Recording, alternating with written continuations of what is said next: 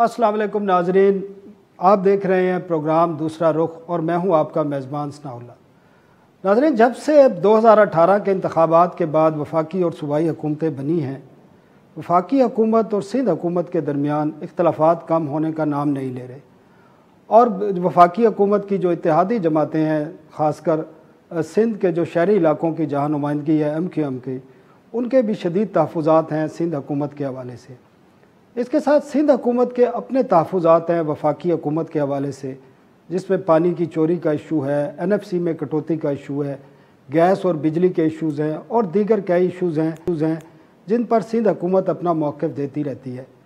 अब एक नई सूरत हाल पैदा हुई है चंद दिन के दौरान। वफाकी हुकूमत और MQM दोनों तरफ से ये डिमांड आ रही हैं और आला अदालतों से मुतालबे किए जा रहे हैं कि सिंध में जो कुछ हो रहा है उनके ख्याल में उस पर आईनी इक़दाम उठाए जाएं और उसके लिए अदालतें नोटिस लें, अदालतें आगे आएँ। वफाकी हुकूमत और MQM दोनों का ये मौक़िफ़ है और इस पर क्या कहती हैं वफाकी हुकूमत, फवाद चौधरी साहब और वज़ीर आला सिंध, आपको ये सुनवाते हैं। खालिद मकबूल सिद्दीकी साहब और फवाद चौधरी साहब हमारे साथ मौजूद हैं। वफाकी वज़ीर अमीनुल हक साहब MQM के रहनुमा भी हैं। बहुत शुक्रिया अमीनुल हक साहब। अमीनुल हक साहब, आपने सुना फवाद चौधरी साहब को भी और राब्ता कमेटी ने जो प्रेस कॉन्फ्रेंस भी वो भी सुनी। एक डिमांड की जा रही है वफाकी हुकूमत की तरफ से और आपकी पार्टी की तरफ से 140A का नफाज चाहते हैं और सुप्रीम कोर्ट से और आला अदालतों से ये डिमांड कर रहे हैं। तो बुनियादी तौर पर ये तो पहले भी चीज़ें मौजूद हैं आइन में और इसका इतलाक़ आप क्या समझते हैं सिर्फ सिंध पे ज़रूरत है, क्या बाकी सूबों में भी ये इंसाफ होना चाहिए? सनौला, देखिए, आपने जो खालिद मकबूल सिद्दीकी साहब कन्वीनर MQM पाकिस्तान ने बात की, फवाद चौधरी ने बात की, बिल्कुल दोनों जो हैं मतलब अपने कॉन्टेक्स्ट में बिल्कुल सही गुफ्तगू कर रहे हैं। होना क्या चाहिए? आर्टिकल 140 क्या कहता? पाकिस्तान का आइन है, उसमें लिखा हुआ है कि आप जो है फाइनेंशियल, एडमिनिस्ट्रेटिव और पॉलिटिकल पावर जो है वो नीचे लोकल गवर्नमेंट को, इलेक्टेड लोकल गवर्नमेंट को डिवॉल्व करेंगे। लेकिन सिंध में क्या हो रहा है? अब आपने कहा, मुझसे सवाल साथ साथ ये भी पूछा कि पाकिस्तान या सिंध, तो मैं तो कहता पूरे पाकिस्तान में होना चाहिए। लेकिन अनफॉर्चुनेटली सिंध की डायनेमिक दूसरी है। रीज़न मैं आपके सामने रखता हूँ कि आप देखेंगे कि सिंध में पिछले 30 सालों से अगर हम देखते हो, बिलखसूस पिछले 14 साल से देखते हैं, तो पाकिस्तान पीपल्स पार्टी की मुसलसल हुकूमत चली आ रही है और पीपल्स पार्टी सियासी इंतकाम के तौर पर सिंध के शहरी सिंध जो है इस पर ना तरक्याती काम कराती है और जिसे कि सियासी इंतकाम तासुब साफ तौर पर नज़र आ रहा था। इसीलिए MQM बार बार मुतालबा, अगर मैं लाहौर को देखता हूँ, पेशावर को देखता हूँ, कोटा को देखता हूँ, तो वहाँ का चीफ मिनिस्टर उन तीनों शहरों को ओन करता है। लेकिन जब मैं कराची को देखता हूँ, साफ नज़र आता है कि कराची में तरक्याती काम नहीं है। कराची के वहाँ पानी के बूंद बूंद को तरसते हैं। आप खुद कराची में मुख्तलिफ मौके पर आते रहे, आप देखिए कराची में ट्रांसपोर्ट नाम की कोई चीज़ नहीं है। सुबह हम मतलब आज 21वीं सदी में रहकर मैं 18वीं सदी के चिंचे रिक्शा पे सफ़र करता हूँ। सुबह अगर आप 7 बजे 8 बजे कॉलेज के बच्चे फैक्ट्री जाती हुए ख़वातीन को देखेंगे, आपका दिल खून का आंसू रो रहा होगा कि बच्चे समझ नहीं आता कि किन गाड़ियों पर बैठे, क्योंकि लोग तो छतों पे बैठे होते हैं। तो क्या ये सिंध हुकूमत को नज़र नहीं आती है? नहीं, मेरा ख्याल है कि चूँकि इंतकाम की बुनियाद है, तासिब की बुनियाद है, बेहसी की बुनियाद है, करप्शन की बुनियाद है, जिसके बिना पर एक कराची में तरक्याती काम नहीं कराते। अब MQM क्या कहती है? MQM बिल्कुल कहती है, जो फवाद चौधरी ने बात की है कि यस, आर्टिकल 140A के तहत पावर को डिवॉल्व किया जाए। सूबाई हुकूमत जो वो इख्तियारात नीचे जो है बलदियाती मुंतखब बलदियाती नुमाइंदे को भी दे। और देखिए, हम तो ब्रॉडबैंड किस्म के लोग हैं। हम ये नहीं कहते कि सिर्फ कराची के मेयर के इख्तियारात हो, बल्कि हम तो वसील कल्बी का मुजाहरा करके मुतालबा करते हैं कि लाड़काना के मेयर को भी इख्तियारात दिए जाएँ जो कराची के मेयर को दिए जाते हैं। लेकिन सिंध हुकूमत क्या कर रही है? सिंध हुकूमत ने क्या किया? आप पूरे पाकिस्तान ने देखा कि 2013 के लोकल गवर्नमेंट एक्ट में तब्दीली कर दी और वो तमाम इख्तियार जो पहले मेयर के पास होते थे वो छीन के सूबा हुकूमत ने अपने पास ले लिया। Karachi solid waste management Sindh हुकूमत ने KMC से छीन के अपने पास ले लिया। KDA मली डेवलपमेंट अथॉरिटी है या Karachi water and sewerage board है, जो कि छोटे छोटे काम होती है, लोगों की बुनियादी ज़रूरियात है। मेरा ख्याल है हम सबको पता है कि घर में अगर पानी नहीं आ रहा है, मेरे घर के सामने अगर नाली बह रही है या मेरे या रोड बनवाना है मुझे, तो मैं किसके पास? मैं अपने मुंतखब काउंसलर के पास जाता हूँ, UC चेयरमैन के पास जाता हूँ, UC नाजिम के पास जाता हूँ। लेकिन ये तमाम इख्तियार चीफ मिनिस्टर साहब ने अपने पास रख लिए। तो मैं समझता हूँ कि MQM का जो फवाद चौधरी साहब ने कहा, बिल्कुल MQM साथ बिल्कुल हक बजानिब है, क्योंकि MQM ने already supreme court of Pakistan में ने आर्टिकल 148 के तहत अपने मुकदमा दायर कर रखे, लेकिन अनफॉर्चुनेटली कई साल गुजरने के बावजूद भी इसकी हियरिंग नहीं हुई है। जो खालिद भाई ने कहा कि justice delay is justice denial, तो बिल्कुल सही बात उन्होंने की है। तो दोबारा अमीन भाई दोबारा सुप्रीम कोर्ट से राब्ता करेंगे आप इसी मामले पर आपकी, क्योंकि पिटीशन तो पड़ी हुई है। बिल्कुल जी, हम मेरा ख्याल हमारा वकील बिल्कुल इस पर रब्ता करेगा, उनसे रिक्वेस्ट करेगा, और जाहिर सी बात है सुप्रीम कोर्ट ऑफ पाकिस्तान का सबसे बड़ा इदारा है और उनके हर हुक्म हर बात को मानना हम पर फर्ज बनता है और हम बिल्कुल उनकी हर बात को मानेंगे। लेकिन साथ साथ हमारी रिक्वेस्ट भी है कि आर्टिकल 148 को जल्द अज जल्द समाअत के लिए समाअत मुकम्मल की जाए, ताकि के एक अच्छा ऑर्डर जो पास हो जाए ताकि अवाम इससे बेनिफिट हासिल कर सके। अच्छा, आज खालिद भाई ने एक और बात भी की है और चीफ जस्टिस को से मुतालबा किया है कि सिंध में और कराची खासकर जो शहरी इलाके हैं उसमें उन्होंने कहा कि सियासी इंक्रोचमेंट जो हुई है उसका भी नोटिस लें। इसका क्या मतलब है? ये सियासी इंक्रोचमेंट किस किस्म की हुई है और इसका अदालतें किस तरह नोटिस ले सकती हैं? देखें सनवल्लभ भाई, आपने मेरा ख्याल उनके वो वन लाइनर को अच्छे तरीके से पकड़ लिया है। आपको पता है कि जब 2018 का इलेक्शन हुआ और उसके बाद RTS बैठ जाता है, हमारे पोलिंग एजेंट को हमारे पोलिंग स्टेशन से निकाल दिया जाता है और मेरा वोट मेरे नुमाइंदे के सामने नहीं गिना जाएगा, तो शकूक तो जन्म लेती है। और मेरा ख्याल है कि इसी बिना पर MKM बार बार मुतालबा करती है कि जो इंक्रोचमेंट हुई है सियासी तौर पर भी उसको भी देखा जाए। आपके इल्म में है कि कराची में 5 कौमी असम्बली की ऐसी सीट थी जो MKM पाकिस्तान को 300 वोट से लेकर 3,500 वोट से हरा दिया गया, और हमारी बार बार रिक्वेस्ट के बावजूद उसकी ना कभी रिकाउंटिंग हुई और ना ही कभी उसको समाअत के लिए भी कोई रिजल्ट अब तक नहीं आया, 2.5 और 3 साल गुजरने के बावजूद। ये RTS की जो आप बात कर रहे हैं ये तो बाकी अपोजिशन जमातें भी करती हैं, और आपको अंदाज़ा है कि वो किस तरफ इशारा किया जाता है, कहाँ इशारा किया जाता है, तो आप उसी तरफ इशारा कर रहे हैं या आपकी कहीं और बात है, किसी और तरफ आप डिमांड कर रहे हैं? तो सियासी हुकूमत से मुतालबा कर रहा हूँ कि हमारे इलेक्शन कवानीन ऐसे होने चाहिए कि अगर RTS का निज़ाम हो या फिर अब हम EVM की वोटिंग की बात कर रहे हो तो वो बिल्कुल क्रिस्टल क्लियर होना चाहिए, ट्रांसपेरेंसी होनी चाहिए, ताकि हारने वालों को भी और जीतने वालों को दोनों को पता हो कि असल वोट क्या पड़ा है। और मैं समझता हूँ कि आपकी पार्टी जो है ये वोटिंग का जो सिस्टम एक लाना चाह रहे हैं वज़ीर आज़म साहब, उसको आपकी पार्टी सपोर्ट करती है? आप क्या समझते हैं कि वो इन मसाइल के हल में मुआविन साबित हो सकते हैं? देखिए, अच्छी बात यह है कि MKM पाकिस्तान चूँकि शहरी सिंध में रिप्रेजेंट करती है, और शहरी सिंध में सबसे बड़ी खूबी क्या है कि लिटरेसी रेट जो वो 90+ है। तो यहाँ के तमाम लोगों के हाथों में मोबाइल फ़ोन भी होता है। यहाँ के लोग जिससे सोशल मीडिया से कनेक्ट होते हैं वो इलेक्ट्रॉनिक्स मीडिया TV भी देखते हैं और सुबह सुबह के अखबार भी पढ़ते हैं, तो इंतहाई बाशऊर किस्म के लोग हैं। तो मैं समझता हूँ कि यस, MKM पाकिस्तान EVM को भी सपोर्ट करती है। इसी तरीके से दूसरा वेरी इंपॉर्टेंट चीज़ है कि IV voting for the overseas Pakistani, यानी internet voting for overseas Pakistani. देखिए, हम सबको पता है कि अरबों डॉलर बैरून ममालिक से मेरे पाकिस्तानी भाई पाकिस्तान भेजते हैं, और आज पाकिस्तान की माशी सूरत हाल में जो बेहतरी आ रही है तो वो उनकी कंट्रीब्यूशन है। जब वो माशी तौर पर कंट्रीब्यूट करते तो क्या उनको हक नहीं पहुंचता कि वो इलेक्शन में हिस्सा लें, वोट कास्ट करें? मैं समझता हूँ ये बहुत ही अच्छा मुस्बत बात है। वज़ीर आज़म साहब का मैं खराज तहसीन पेश करता हूँ कि उन्होंने IV वोटिंग के ऊपर बड़ा इंटरेस्ट लिया, उन्होंने मिनिस्ट्री ऑफ IT को उसका टास्क दिया है। मिनिस्ट्री ऑफ IT बिल्कुल जिसे election commission of Pakistan NADRA के साथ बिल्कुल जिससे काम को बिल्कुल आगे बढ़ा रही है। और मैं समझता हूँ कि यस, हम इस पोजीशन में आते जा रहे हैं कि लाजमी तौर पे IV voting for the overseas Pakistani कराने में 2023 में कामयाब हो जाएंगे।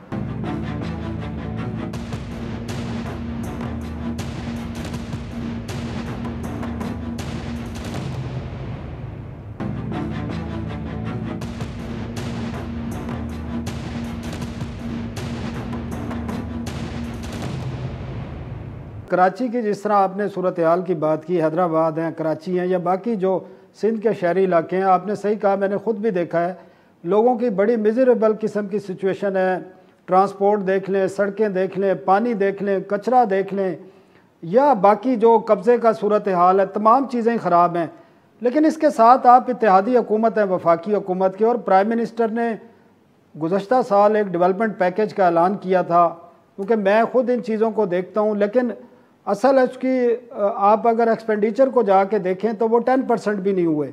अनाउंसमेंट हो जाती हैं, माजी में भी आप जिन हुकूमतों का हिस्सा रहे थे वो भी अनाउंसमेंट कर देते थे, लेकिन कराची, हैदराबाद पैकेजेस बड़े बड़े ऐलान होते थे, लेकिन जो पैसे रिलीज़ होते थे और जो खर्च होते थे वो आपको भी पता है, हमें भी पता है। अब क्या सूरत हाल है? कराची ट्रांसफॉर्मेशन प्लान है या कराची डेवलपमेंट प्लान है? बल्कि मैं वो प्लान को देख रहा था, उसमें 90% तो पुराने प्रोजेक्ट हैं, रनी प्रोजेक्ट हैं, जिन पर पता नहीं कब से, जिस तरह K4 है या ग्रीन लाइन है। पंजाब में अगर या इस्लामाबाद में या किसी और सूबे में अगर कोई मेट्रो बस चलना चाहती है तो वो अपने टाइम पे मुकम्मल भी हो जाती है। बदकिस्मती से कराची के लोगों के लिए जो प्रोजेक्ट अनाउंस होते हैं वो सालों साल लग जाते हैं, उनके लिए ना वफाक भी पैसे देने के लिए तैयार नहीं है।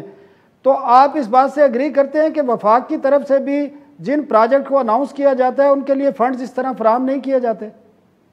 नहीं, मेरा ख्याल आपकी बातों को मैं दो फेस में डिवाइड करता हूँ। वो तमाम चीज़ें जो वफाक की तरफ से आनी थी, वफाक की तरफ से बर वक्त तमाम चीज़ें पैसे रिलीज़ किए गए। मसलन टेक द एग्जांपल अब K4 का मनसूबा मैं लेता हूँ, सबसे स्टार्ट है।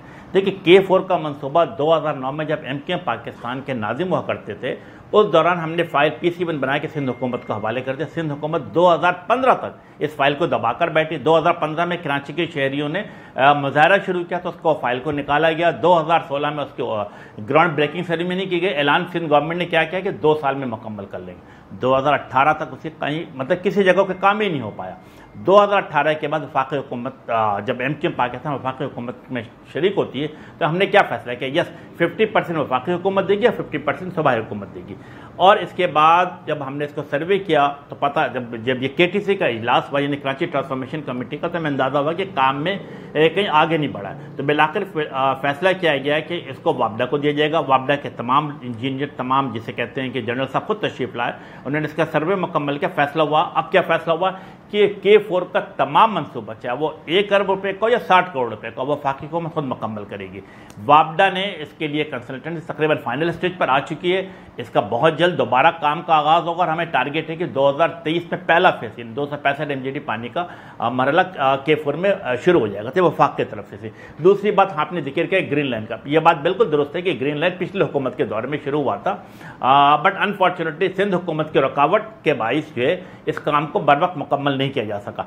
लेकिन अल्हम्दुलिल्लाह वफाक की हुकूमत ने पिछले बजट में भी तकरीबन 10 अरब रुपए रखे थे ग्रीन लाइन के लिए, वो तमाम के तमाम इस्तेमाल हुए। और आज भी जब आप PSDP उठा के देखेंगे तो गालिबन 3 से 4 अरब रुपए दोबारा रखे गए हैं कि ग्रीन लाइन का मनसूबा सुरजान। इस साल ग्रीन लाइन इस साल उम्मीद है कि कराची के शहरियों के लिए ग्रीन लाइन दस्तयाब होगी? जी बिल्कुल। फेज़ 1 जो इसका है सुरजानी टाउन से लेकर नुमाइश की कैदारन की मज़ार तक का, इंशाअल्लाह ताला हम इसे अगस्त सितंबर में इसको ओपन कर देंगे कराची के अवाम के लिए। ये तो एक अच्छी खबर है। साथ साथ आपने देखा कि आज से 2 महीना पहले या गालिबन 2.5 महीने पहले की बात होगी कि कराची को फायर टेंडर का तोहफा किसने दिया? वफाकी हुकूमत की तरफ से 50 फायर टेंडर और 2 बाउजर जो कराची के अवाम को तोहफा के तौर पे दिया गया। सनाउल्लाह, आपको पता है कि फायर टेंडर लेने की जिम्मेदारी किसकी बनती थी? सूबाई हुकूमत की। कराची में 55 फायर टेंडर है, 55 में से सिर्फ और सिर्फ 14 फायर टेंडर फंक्शनल है, बाकी सब खराब पड़े हुए हैं। लेकिन सूबाई हुकूमत कराची से। अमीन भाई लास्ट सवाल है, टाइम हमारा मुकम्मल हो गया। सिर्फ ये बता दें कि कराची में या सिंध में बल्दियाती इंतखाबात के लिए अगर डिले होते हैं तो MQM कौन सा रास्ता, आईनी कानूनी रास्ता अख्तियार करेगी या कोई और रास्ता अख्तियार किया जाएगा या फेडरल गवर्नमेंट के ज़रिए कोई कॉन्स्टिट्यूशनल इक़दामात की तरफ जाएंगे आप? मैं अर्ज़ कर दूं कि माजी में भी 2015 में जब इलेक्शन हुआ था तो पीपल्स पार्टी की सिंध हुकूमत मौजूद थी। उन्होंने इलेक्शन नहीं कराया, बल्कि सुप्रीम कोर्ट के अहकामात के तहत सिंध इलेक्शन कराए गए थे। इलेक्शन दिसंबर 2015 में हुआ, पीपल्स पार्टी ने मेयर के इंतखाब नहीं होने दिया। 8 महीने के बाद, बल्कि 10 महीने के बाद गालिबन 24 अगस्त 2016 को इलेक्शन मेयर के हुए थे, MKM का मेयर जीता। अब आप देखें कि MKM चूँकि जमहूरियत पसंद सियासी जमात है तो हम अपना तमाम आइनी कानूनी जमहूरी हक़ का इस्तेमाल करेंगे। अगर सिंध की सूबाई हुकूमत ने इसमें डिले किया तो यकीनन हम सुप्रीम कोर्ट में दोबारा जाएंगे। बहुत बहुत शुक्रिया। अमीनुल हक साहब हमारे साथ मौजूद थे और बाद हम फिर बात करेंगे पीपल्स पार्टी से शशि पलीजो से। MB सोमरो हमारे साथ होंगे, जर्नलिस्ट हैं, और जाहिद खोकर साहब हमारे साथ होंगे एक वक्फे के बाद।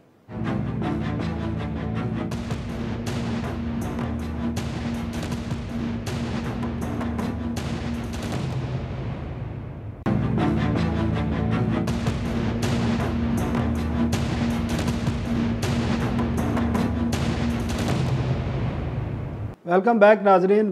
वक्फे से कबल हम अमीनुल हक साहब से बात कर रहे थे सिंध के इशूज़ पे, कराची के इशूज़ पे, और इस वक्त हमारे साथ मौजूद हैं सेनेटर शशि पलीजो साहिबा पीपल्स पार्टी से। Thank you very much Shashi Palijo साहिबा।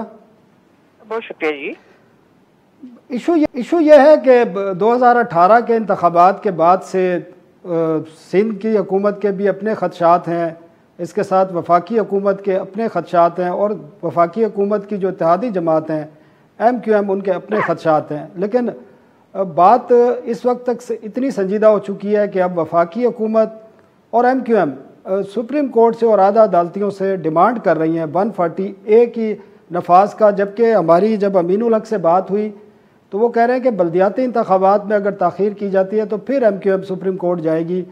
और इसके अलावा फवाद चौधरी साहब ने मुख्तलिफ इल्ज़ामात भी लगाए हैं, और आपको हम ये साठ भी सुनाते हैं कि वो क्या कहते हैं सिंध हुकूमत से मुताल्लिक। जी ज़रा सुनाइए। वो प्रोजेक्ट्स दिए गए हैं जिनकी हमें ज़रूरत नहीं है, ज़बरदस्ती थोपे गए हैं। इस आइन के अंदर सूबों को पूरा के सूबों को तुम ऐसे नहीं कुचल सकते। जो उन्होंने कहा था 742 बिलियन देंगे हमें, तो इन्हें हमें आखिरी महीने में तकरीबन 144 अरब रुपए देने। जो पैसा इस वक्त आप मुराद अली शाह एंड कंपनी को देते हैं वो कराची और बदीन और घोटकी और लाड़काना में लगने के बजाय वो दुबई, लंदन, पेरिस में जाके लगता है। शशि साहिबा, आपने सुना फवाद चौधरी साहब क्या कह रहे हैं? वो कह रहे हैं जो पैसा भी डिवाइजेबल पूल से सिंध हुकूमत को जाता है वो दुबई, लंदन और कनाडा और कहाँ शिफ्ट हो जाता है। बड़ा सीरियस किस्म का इल्ज़ाम लगा रहे हैं, पहले भी लगाते रहे हैं, लेकिन आजकल तवातर से ये बात कर रहे हैं। तो क्या कहती है आपकी सिंध हुकूमत और पीपल्स पार्टी का इस पर क्या मौक़िफ़ है? देखिए, PTI के हवाले से जब से हमने उनको आईना दिखाया है, खास करके माशी मामलात में, और ये गलत आदाद शुमार दे रहे हैं, NFC भी के बगैर ये बजट लेकर आए हैं, इलेक्शन कमीशन पे बिल गैर आईनी तरीके से पेश कर रहे हैं, और पानी का जो मामला है, सिंध जो है सूखा मर रहा है। खास कर मैं आज ही खटरात से आ रही हूँ, उतने दिन में वही थी, तो सूरत हाल तो अभी पीने का पानी अभी तक नहीं पहुंचा वहाँ। तो मुराद अली शाह साहब क्या भी आपने सुनाया तो बिल्कुल सही कह रहे हैं। हकीकत भी ये जो कह रहे हैं पैसे कहाँ होते हैं। सिर्फ आज के बजट के मैं मुख्तसर 2 लाइन में कहूंगी कि अगर टोटल एलोकेशन जो है वफाकी बजट की 140 बिलियन है, सिंध को सिर्फ 4 बिलियन दिए हैं उन्होंने। सिंध की 70 स्कीम्स में से सिर्फ 2 स्कीम। तो और मैं दूसरे सूबों को नहीं, वो भी हमारे सूबे, लेकिन माशाल्लाह उनको बहुत कुछ मिला है। सिंध में सिर्फ इस वजह से सलार साहब की यहाँ जो है पीपल्स पार्टी की गवर्नमेंट है, PTI की नहीं है। बड़ी धांधली की कोशिश की, बहुत कुछ। अब कराची का मामला ये है कि जो हमारे MQM के भाई हैं, उन्होंने हमेशा मुशर्रफ का दौर हो, उससे पहले का डिक्टेटरशिप का दौर हो, उन्होंने हमेशा मदद की है। उससे कोई सवाल पूछने वाला था न जवाब, मकानी इदारे उनके अंदर में थे। अब जो है हम ये मकानी हवाले से बात करें, इदारों के हवाले से या सुप्रीम कोर्ट के हवाले से, पहले बात ये कि जो उनके पंजाब और खैबर पख्तूनख्वा में कोर्ट ने खुद फैसला किया हुआ है, ऑर्डर दिया हुआ है कि भाई ये करवाए जाएं, तो वहाँ तो PTI बिल्कुल जवाब देकर बैठी। यहाँ हमने हमारा असूली फैसला है कि डिलिमिटेशन मर्दमशुमारी के हवाले से हमने पहले ही कहा है और लिखकर कहा है, और उस पर हमारा वो जो है पार्लियामेंट से लेकर, क्योंकि मैं पार्लियामेंट्री कमेटी को चलाती थी सेनेट की, तो इलेक्शन कमीशन और ये डिलिमिटेशन मर्दमशुमारी सारी चीजें हम जो बहस करते रहे हैं, और ये इलेक्शन लॉ, तो उसमें तो उन्होंने इतने घपले किए हैं। उसमें कोई भी चीज अगर ठीक ना हो और हम कानून के मौजूद जाना चाह रहे हो, तो ये MQM को सोचना चाहिए कि 140 की बात करते, कभी गवर्नर रूल्स की बात कर देते, कभी सिंध कोई जो है, देखें ये सिंध पाकिस्तान का एक अहम सूबा है, बाकी फेडरेटिव की तरह सूबों की तरह, ये कोई कॉलोनी नहीं है। अब वो सोच दिमाग से फवाद चौधरी जैसों की जो है वो निकाल देनी चाहिए। यहाँ बराबरी चलेगी, सरासरी चलेगी। अच्छा, यहाँ जो है गलत। अच्छा शशि साहबा, आप जो कह रही हैं कि मर्दमशुमारी में घपले किए गए हैं, तो आपकी बात से मुझे ये समझ आ रही है कि आप समझती हैं कि दोबारा मर्दमशुमारी होगी, उसके बाद बल्दियाती इंतखाबात होंगे सिंध में। देखिए, हम तो बल्दियाती इलेक्शन से, इदारों से, सच्ची बात है हम कभी भी नहीं भागे, और यहाँ ये चल रहा था। हालांकि कराची में कितना MQM ने गड़बड़ करने की कोशिश की, हालांकि इतने सालों 30 सालों से कोई मकानी इदारों को बैठे। पंजाब में, इस्लामाबाद में, यहाँ PTI ने क्या पूरा सिस्टम बंद कर दिया, सबको पता है। हम नहीं डरते उस हवाले से। अभी भी जो फैसला होगा उसको जो है उस तरह से देखे जाएंगे। हम चाहते हैं कि बल्दियाती इदारे भी चले और जो है ग्रास रूट लेवल से लोगों को जो है इंसाफ मिले और मामला हल हो। बात यह है कि मर्दमशुमारी या ये जो उसकी बुनियाद पर जो प्रोसेस है डिलिमिटेशन का, उस हवाले से एक बहुत बड़ा एतराज है। MCM वाले तो खाना पूरी करते हैं। हमने तो पूरे प्रोसेस को जो है वो किया हुआ है। मुझे शायद खाकान अब्बासी साहब के अंडर में एक कमेटी बनी थी जब वो वज़ीर आज़म थे, उसी वक्त मरदमशुमारी पर हमने जो एतराज उठाए, फिर कमेटी बनी थी कि तब तक ये दूसरे जो है मामला जो डायरेक्ट इनडायरेक्ट जो आपके मरदमशुमारी से है या इलेक्शन के हवाले से या मकानी इदारों के हवाले से, वो नहीं हो सकते जब तक जो है इसकी वैलिडेशन। अब वैलिडेशन जो उन्होंने की है वन साइडेड जो है कंसेंट दिया गया है सिंध गवर्नमेंट ने, तो जाहिर बात है उसमें अपना नोट एतराज का लिखा हुआ है, उसमें हम जो है अपना केस लड़ रहे हैं, अभी भी लड़ रहे हैं, पार्लियामेंट के फोरम से लड़ रहे हैं। मैं समझती हूँ पाकिस्तान इकाइयों का एक खूबसूरत गुलदस्ता है और उस हवाले से जिस सूबे के एतराजात हैं उसको अफवाह तवीज से बड़ी बात की आइन आपके सामने है। तो आपको PTI से उम्मीद है कोई कि वो सूबों के दरमियान जो सूबों के खदशात हैं वो दूर करने में संजीदा है, खासकर सिंध के? लेकिन जानिए कि इनको जितना मिला ना मौका, 3 साल बहुत होते हैं और उनको ये तो कहते हैं कि ये इदारे ये सब एक ही पेज पर, अच्छी बात है, मैं तो कहती हूँ अच्छी, ऐसा ही होना चाहिए। लेकिन जब सारी चीजें उनके हक में गई हैं तो डिलीवर उस तरह क्यों नहीं किया? फिर लोगों को और सूबों में रिजेंटमेंट, खदशात, इंटर प्रोविंशियल हार्मनी को क्यों उन्होंने इतना जो है हट किया है? इतना उनको आज भी में इसकी किराए है, दूसरे सूबों में भी हो गया। हम तो NFC की बात करते हैं, हम तो सिर्फ उनकी बात नहीं कर रहे, पंजाब की भी बात कर रहे हैं। हम खैबर पख्तूनख्वा की आज जो चेयरमैन बिलावल साहब ने स्पीच की नेचुरल रिसोर्सेज के हवाले से, ऑयल एंड गैस के हवाले से या जो हाइडल प्रोजेक्ट के हवाले से, उसमें खैबर पख्तूनख्वा का भी उन्होंने जिक्र किया, NFC में जिक्र किया। बात यह है कि विजन नहीं है, कैबिनेट जो है वो मीनिंगलेस, उसके साथ रिजल्ट ओरिएंटेड चीजें हो नहीं रही, ठीक है। Thank you very much Sassui Palijo साहिबा, हमें टाइम देने। नाज़रीन एक ब्रेक लेते हैं और ब्रेक के बाद हमारे साथ मौजूद होंगे सीनियर सहाफ़ी हैं सिंध से जाहिद खोकर साहब और MB सोमरो साहब, एक ब्रेक के बाद।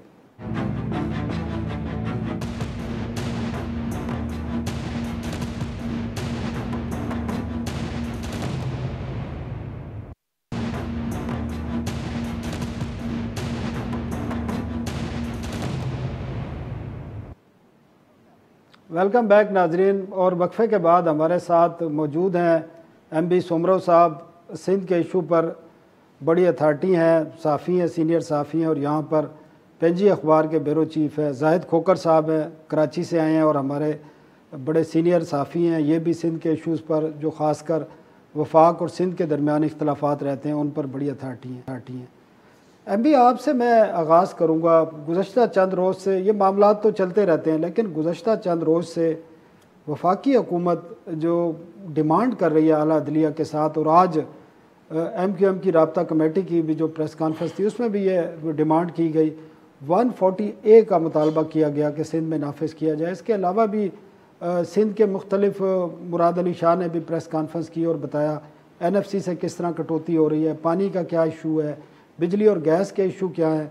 तो हकीकत है क्या, क्योंकि लोगों को जो बताया जा रहा है उसमें क्या हकीकत है और जो डिमांड की जा रही है उसमें क्या कानूनी रास्ता क्या है? देखें, जो अभी आपने बलदियाती इलेक्शंस के हवाले से जो 140A की बात की है, तो वफाकी हुकूमत का इस हवाले से दोहरा मयार है। उसका दलील ये है, क्योंकि मैं जर्नलिस्ट हूँ और मैं पॉलिटिकल बात नहीं करूँगा, उसका दलील ये है कि पंजाब में PTI की हुकूमत है, पंजाब में बलदियाती इदारों को इनकी हुकूमत ने मुद्दत पूरी नहीं करने दी और सुप्रीम कोर्ट ने बहाल किया। ये सुप्रीम कोर्ट के अहकामात को मानने के लिए तैयार नहीं है। इस्लामाबाद में मुद्दत बलदियाती इलेक्शंस की पूरी हो चुकी है, ये इस्लामाबाद में बलदियाती इदारों की इलेक्शन क्यों नहीं करा रहे? कंटोनमेंट एरिया की मुद्दत पूरी हो चुकी है, वो वहाँ पे इलेक्शन क्यों नहीं करा रहे हैं? ये सिंध में क्योंकि इस वक्त PTI की हुकूमत नहीं है, एक ही सूबा है जहाँ पे अपोजिशन जमायत की हुकूमत है। कुछ मामलात में सिंध के साथ पॉलिटिक्स की गई है, जैसे बलदियाती इलेक्शंस के हवाले से भी ये पॉलिटिक्स की जा रही है। और दूसरी बात, जो सिंध के मामलात हैं, जो आइनी हुकूक होते हैं, जब आइन में आपके हुकूक तस्लीम किए जाएं और वो न मिलें तो ये सितम ज़रीफ़ी है। जैसे अब आइन में जो गैस की पैदावार है उस पे आइन में पहला हक गैस पैदा करने वाले सूबों का तस्लीम किया गया है। मगर हालत मुझे ये नज़र आती है कि 50s में जैसे सुई से गैस निकला और सारे पाकिस्तान में पहुंचा, मगर मैं कुछ बरस पहले जब सुई सिटी में गया तो वहाँ के लोगों को सिटी में भी गैस नहीं था और उन्होंने इलीगल कनेक्शन लगाकर वो गैस इस्तेमाल कर रहे थे। सिंध में भी यही सूरत हाल पैदा हो रही है।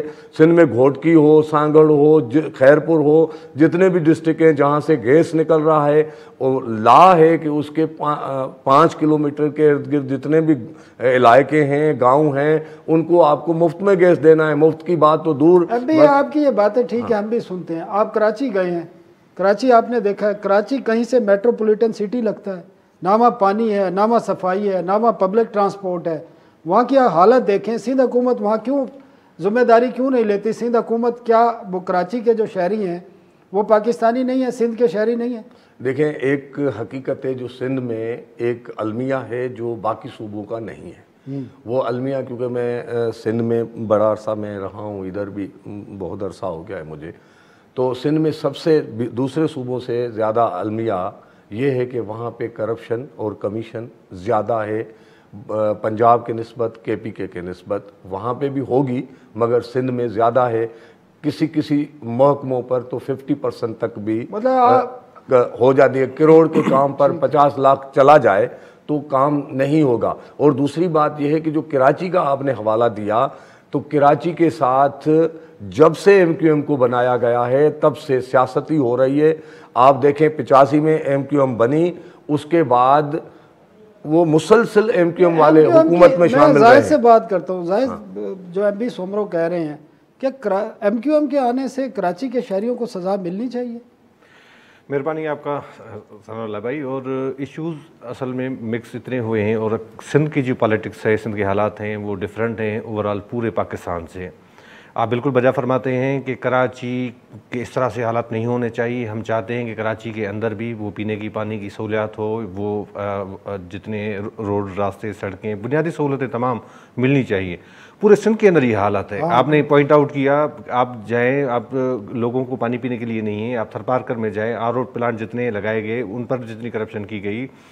दूसरी बात, अहम जो नुक्ते की तरफ मैं आ रहा हूँ कि इश्यूज़ जो हैं उजागर किए गए हैं। मतलब हम बात करें, बैरिया टाउन के ख़िलाफ़ एहतजाज हुआ, लोकल लोगों ने किया, मकीनों ने किया, मुतासरीन थे, उन पर 1000 लोगों पर मुकदमा दहशत गर्दी का दर्ज किया गया, 30 से ज़्यादा FIR दर्ज की गई। उसके बाद जैसे एहतजाज होता है तो उसको लिसानियत की तरफ लेकर जाते हैं, उस पर ऐसी बातें होती हैं। अब एक तसलसल है, मैं सिर्फ अर्ज़ वही कर रहा हूँ, सिंध हुकूमत पे हम तनकीद करते हैं कि इस तरह से आप लोगों को विक्टिमाइज़ मत करें, पॉलिटिकल मूवमेंट को रोकें मत। जितनी करप्शन है, आप करप्शन को छुपाने के लिए लोगों को कि जो एहतजाज है उसको मत रोकें।